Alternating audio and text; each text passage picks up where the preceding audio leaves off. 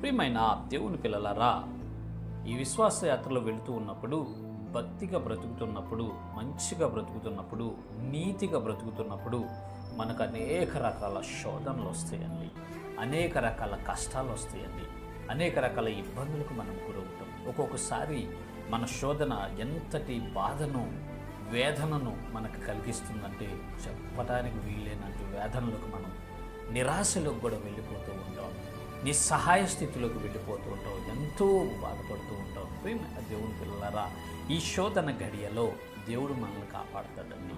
దేవుడు మన శోధన తప్పించి కృప చూపిస్తాడు. ఎందుకంటే ఆయన కూడా ఈ శోధన గుండా వెళ్ళాడు కాబట్టి ఆ శోధన యొక్క తీవ్రత ఏంటో, ఆ శ్రమల యొక్క తీవ్రత ఏందో మన రక్షకుడైన యేసుప్రభు వారికి తెలుసండి.